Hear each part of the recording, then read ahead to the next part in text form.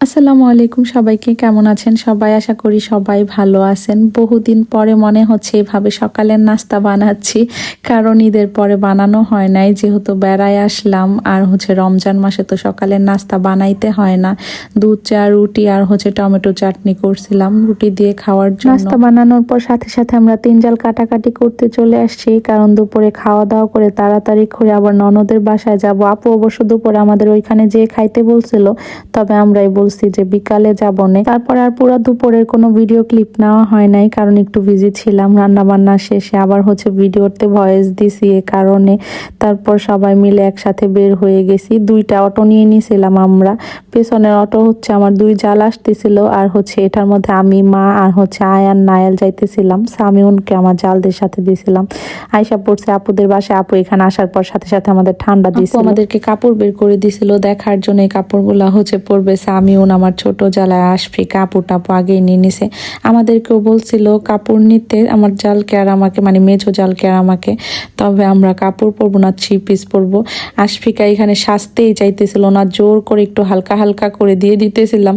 তো খালি বলতেছিল হালকা দাও হালকা দাও। পরে আর আমি দিয়ে দিই নাই, কারণ আমার কাছে সাজতেছিল না।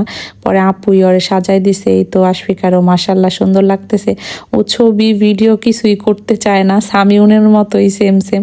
সামিউন তো ক্যামেরা এখন ওর দিকে ধরলে ক্যামেরাই ফালায় দেয়, মানে আমার মোবাইলই ধাক্কা দিয়ে ফালায় দেয়, এরকম করে। মাঝে মাঝে একটু করি তো, আবার মাঝে মাঝে মুড ভালো থাকলে কিছু বলে না।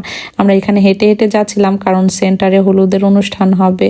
অনেক বেশি অন্ধকার ছিল, আর বৃষ্টিও আসছিল, তুফান আসছিল অবশ্য একটু আগে, মানে অনেক বাতাস ছিল। এর জন্য রাস্তাঘাটও কেমন কাদা কাদা হয়ে গেছে। আমরা অনেক সাবধানে যাইতেছিলাম সবাই মিলে।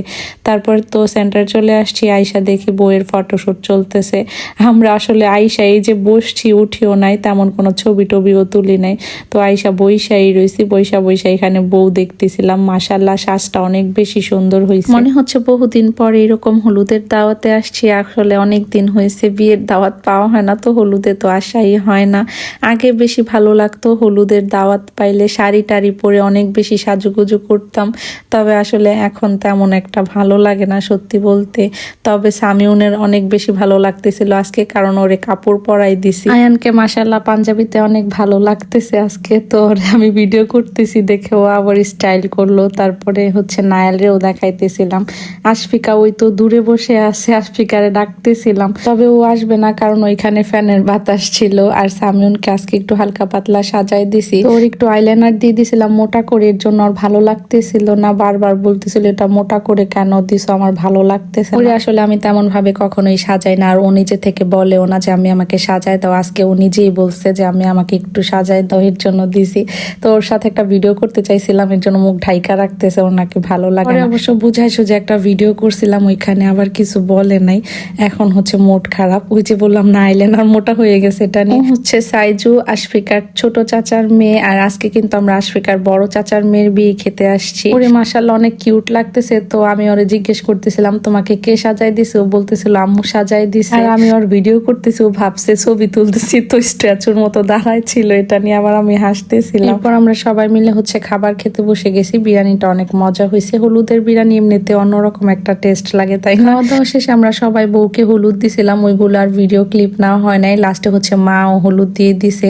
আর মা কিন্তু আজকে শাড়ি পরছিল, মাশাআল্লাহ মাকে অনেক বেশি ভালো লাগছে। বিয়ে বাড়িতে গেলে আসলে আমার তেমন ভাবে ভিডিও করতে ইচ্ছা করে না, মানে ভালো লাগে না আর কি। কে কখন ভিডিওর মধ্যে আইসা পড়ে, আর সবাই তো ক্যামেরা ফ্রেন্ডলি হয় না, তাই না? যেমন আমি তো আমার ফেস দেখাই না, এখন আমার মাধ্যমে যদি আমি অন্য কারো ফেস দেখাই দেই, এর জন্য আর কি তেমন ভাবে ভিডিও করতে ভালো লাগে না। সামিউনের হাতে যে মিনি ফ্যানটা আছে, এটা ওরে আরহা গিফট করছিল। তো যেখানেই যায় এখন এটা নিয়ে যায় আর আরহার কথা বলে। আসলে এরকম ছোট ছোট জিনিস কিন্তু আমাদের অনেক কিছু মনে করায় দেয়, তাই না?